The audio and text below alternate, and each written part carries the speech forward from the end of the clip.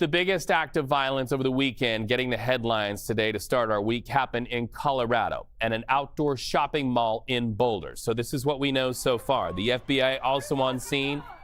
You can hear the screams there. They say an attacker shouted "Free Palestine" as he threw incendiary devices and used some sort of a flame-throwing device at a crowd. This group was there walking to remember Israeli hostages still held hostage in Gaza. The group on the ground in Colorado run for their lives, as they're known. They say 4 women and 4 men suffered burns. Among the injured, an 88-year-old Holocaust survivor. This incident investigated by the feds as an act of terrorism today. They know the suspect is an Egyptian national. The FBI identifies him as 45-year-old Mohamed Sabry Soliman. He is expected to face a judge in court today. 3:30 p.m. Eastern time. Our crews will be there. By the way, a U.S. official confirms to CBS News Soliman overstayed his visa coming to the United States in 2022. Today, he faces multiple charges, including first-degree assault and explosives or incendiary devices used during a felony. Also of note, 2 charges of first-degree murder. Officials have not announced any fatalities, though.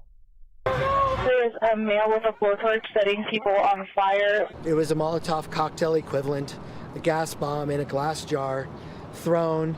I saw it, a big flame as high as a tree, and all I saw was someone on fire. It was chaos.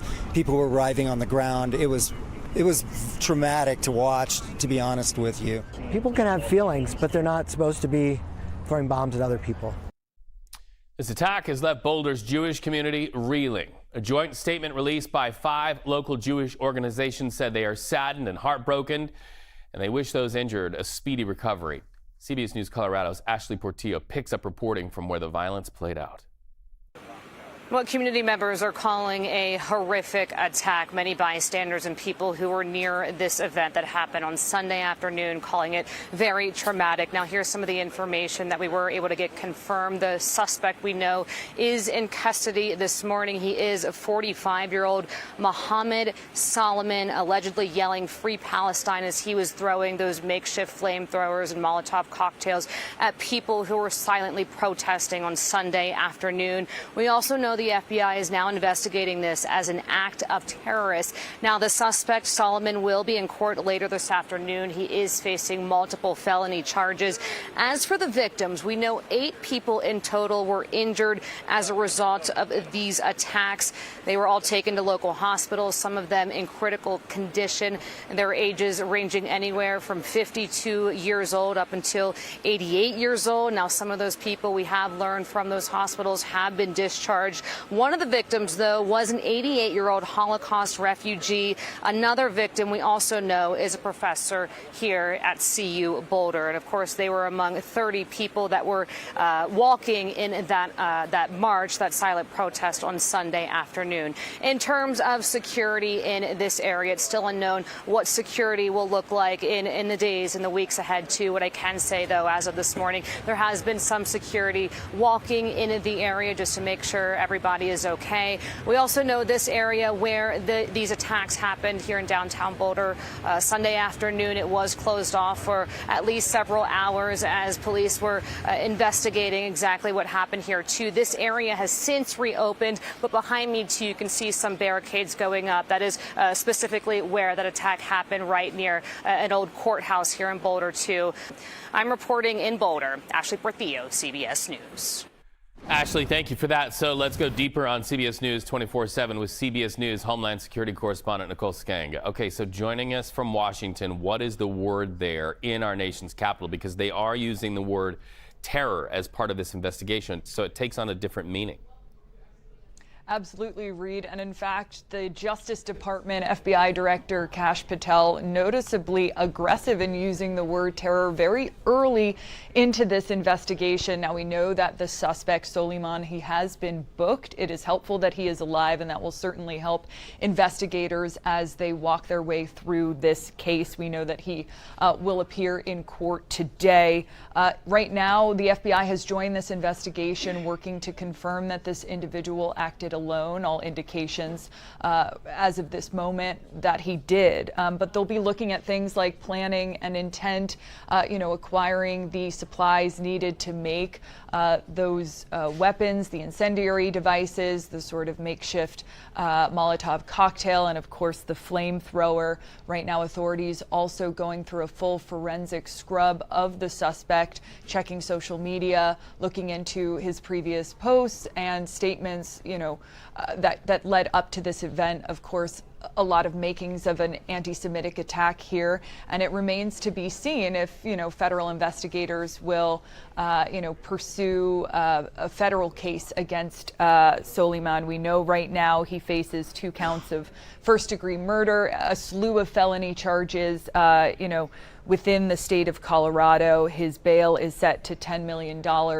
We know that authorities are also working to develop a timeline, a TikTok.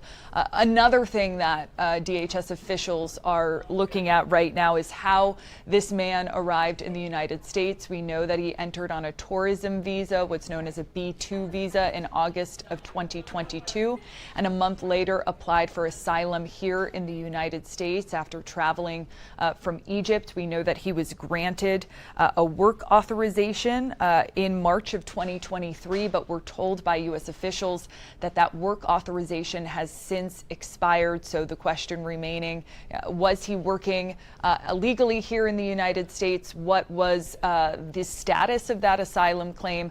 A lot of questions on his sort of extended stay here in the United States. To the point of connectivity, even if it's just narrative connectivity, Nicole, we're mindful of what investigators say he yelled into the crowd as these incendiary devices burned people, sent people to the hospital. And it seems mirrored to the other case that commanded the headlines just within the last 2 weeks. And that, of course, is the murder of 2 aides for the Israeli embassy in our nation's capital just 2 weeks ago. I'm told that security is high in many places that are high asset Israeli locations. I'm also told by one of my sources that the Jewish community in the United States is afraid to gather in many instances. What are you hearing there in our nation's capital relative to protecting the safety of Jewish citizens right now?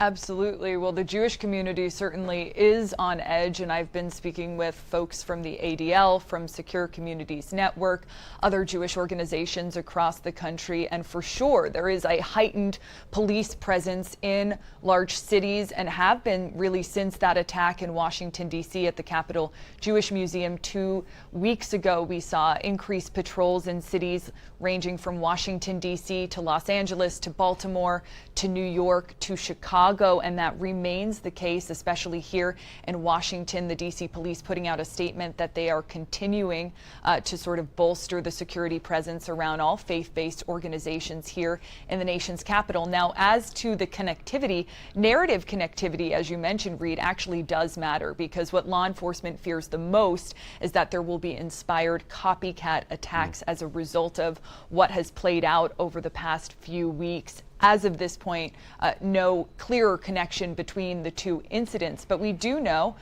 based on some polling, that there has been a heightened fear within the Jewish community. According to the State of Anti-Semitism in America, the 2024 report, 56% of American Jews say they altered their behavior out of fear in anti-Semitism in 2024. That's a notable increase from 46% in 2023 and 38% in 2022. And really, since the Israel-Hamas war in October of 2023 began, we have seen a sort of heightened threat environment and cases of anti-Semitism increase here in the United States. The ADL reporting that in the 3 months following the start of the war, anti-Semitic incidents in the U.S. skyrocketed by 361%. So this is something that does impact the day-to-day of the Jewish community and certainly faith-based communities here in the U.S.